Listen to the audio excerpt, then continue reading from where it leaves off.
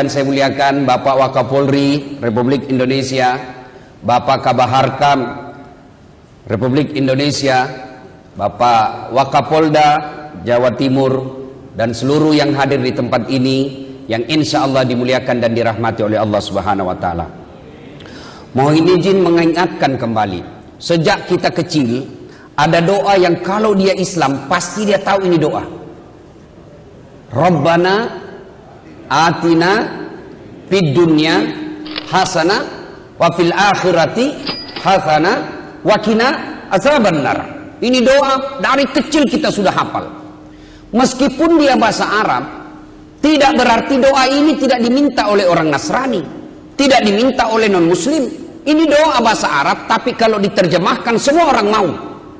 Ya Allah, berikanlah saya keselamatan di dunia. Semua orang mau selamat di dunia. Keselamatan di akhirat. Semua orang mau selamat di akhirat.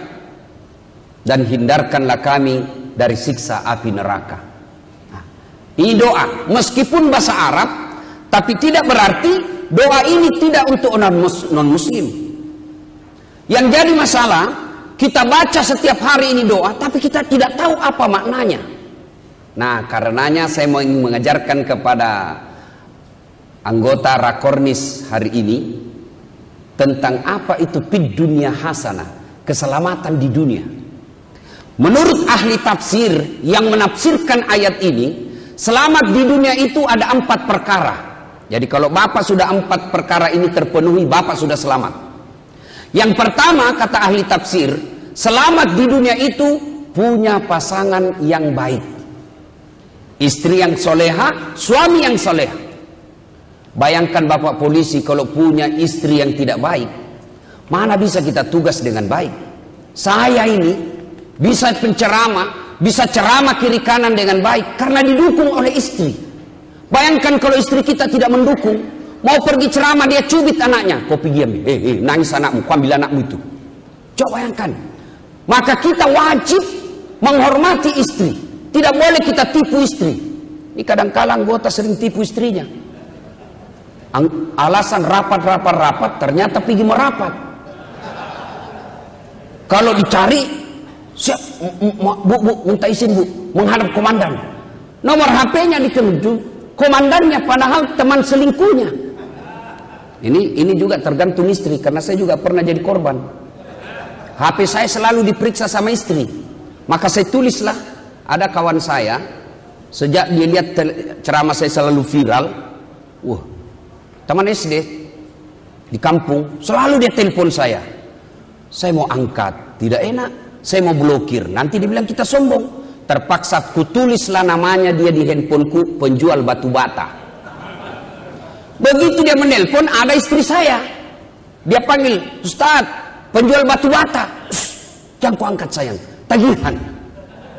Tagihan itu, selamatlah saya.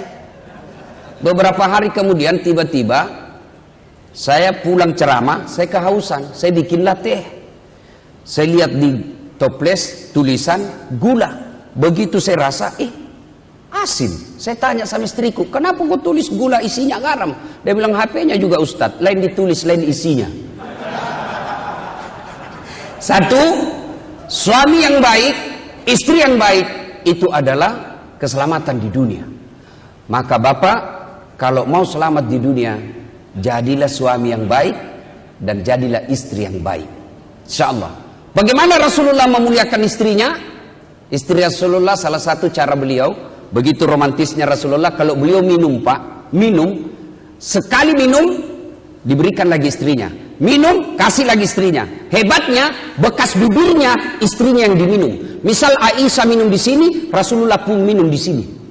Coba kalau Bapak minum, anggota polisi minum bekas bibirnya istri, bau betul mulutmu. Satu. Yang kedua, keselamatan di dunia. Apa isinya? Punya anak yang taat. Ini Pak. Maka ketika kita sama-sama dulu sekolah di polisi, bertahun-tahun tidak ketemu, yang pertama biasa ditanya, berapa mobilmu? Bukan. Berapa rumahmu? Tidak. Berapa depositomu? Bukan. Tapi apa yang ditanya? Berapa anakmu? Kenapa? Karena anak inilah sumber kebahagiaan. Kenapa Al-Quran menceritakan Ketika Ibrahim alaihissalam diuji oleh Allah, kenapa yang diperintah menyembelih anak? Kenapa bukan menyembelih istri? Ternyata istri bisa hilang rasa cinta kita, tapi anak tidak mungkin hilang rasa cinta kita. Tidak heran ketika polisi ingin juga anaknya sekolah menjadi perwira polisi.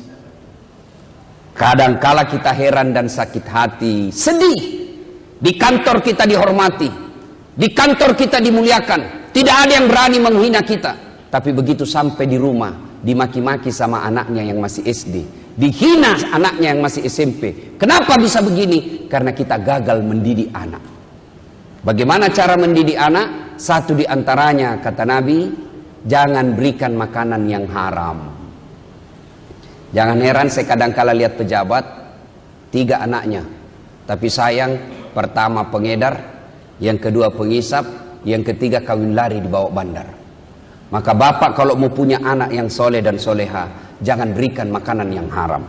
Saya mau tanya ibu-ibu, kalau ibu-ibu suaminya meninggal, siapa yang doakan bu?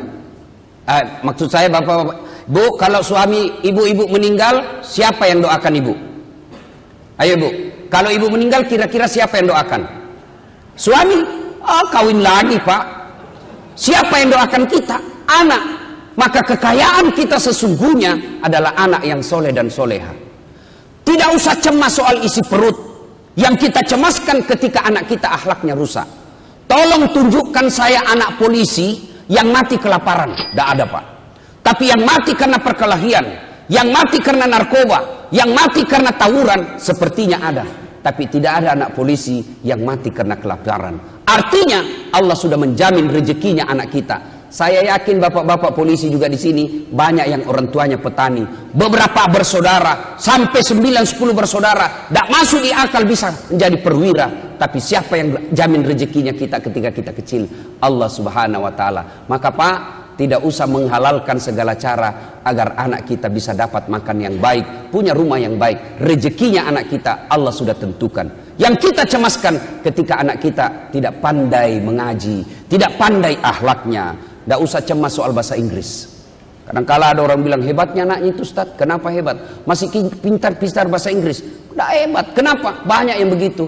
Coba bapak ke Inggris, anak-anak di sana dari kecil sampai dewasa bahasa Inggris semua. Juga bapak kalau wafat, apa anak kita pakai bahasa Inggris? Oh my God, please me, help me, my mother. Tidak. Paling dia berdoa apa? Pakai juga bahasa Indonesia. Yang kita cemaskan ketika dia muslim, anak kita tidak tahu sholat. Dia muslim, anak kita tidak tahu ngaji. Itu kecemasan. Soal perut tidak usah cemas. Yang ketiga, selamatnya di dunia bagi kita ini, kata ahli tafsir, punya penghasilan yang berkah. Mana disebut penghasilan yang berkah? Alhamdulillah gajinya sebagai polisi, gajinya cuma 4 juta, tambah kreditnya di BRI potong, tinggal 2 juta per bulan. Tapi alhamdulillah dia bisa umrohkan bapaknya. Ini namanya penghasilan yang berkah. Ada orang gajinya, tunjangannya, setoran anak buahnya, puluhan juta dia dapat tiap bulan, tapi tidak pernah umroh. Ini namanya penghasilan yang tidak berkah. Penghasilan yang berkah itulah sumber kebahagiaan. Dan yang keempat, orang yang bahagia di dunia ini punya teman yang baik.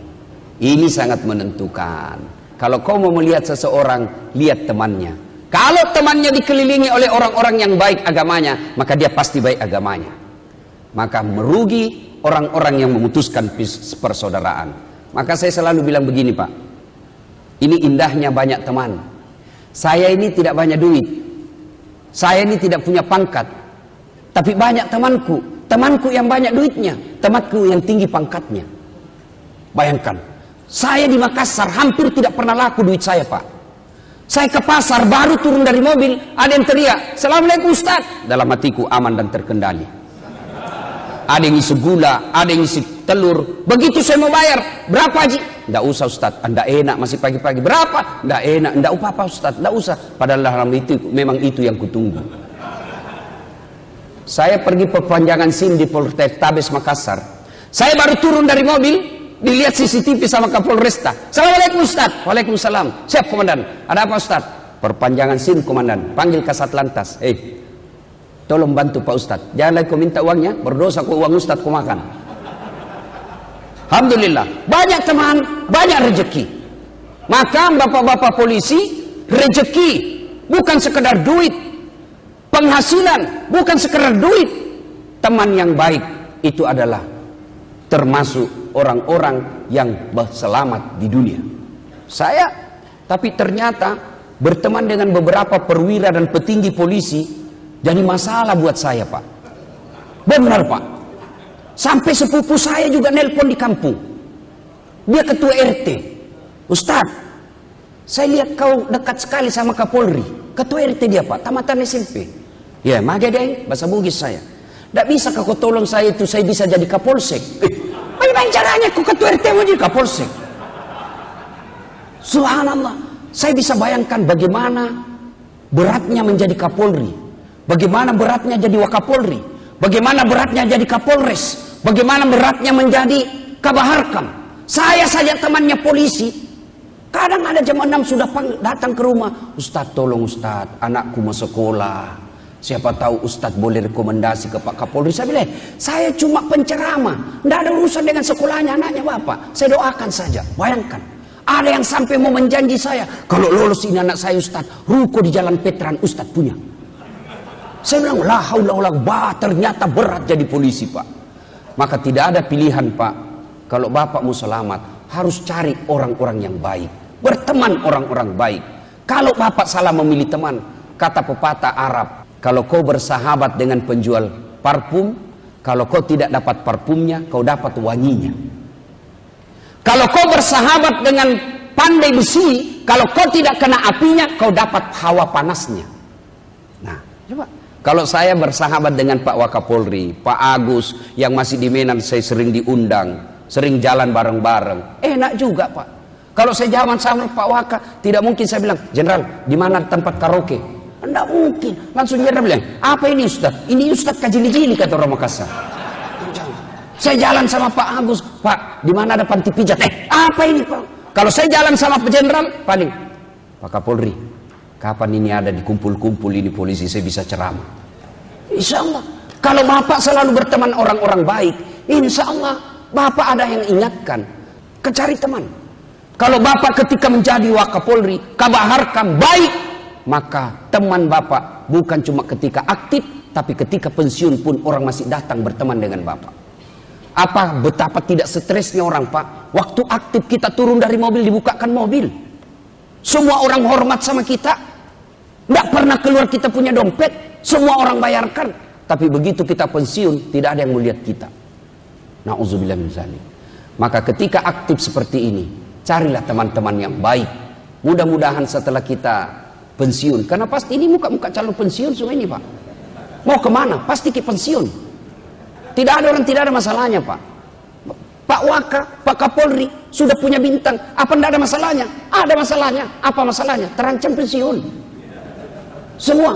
Maka ketika kita aktif, kita manfaatkan dengan sebaik-baiknya, maka teman kita akan tepat menjadi teman kita ketika pun kita masih pensiun. Berapa banyak orang saya lihat ketika aktif, banyak orang datang ke kantornya.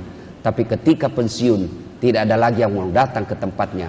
Maka itulah, Pak, nerakanya dunia kita dapat. Semoga Allah Subhanahu wa Ta'ala memberikan kebaikan kepada kita semua, sehingga kita mampu punya istri yang soleh dan suami yang baik, anak yang soleh dan soleha, kemudian punya penghasilan yang berkah, dan yang keempat punya teman yang mampu mengajak kita kepada kebaikan.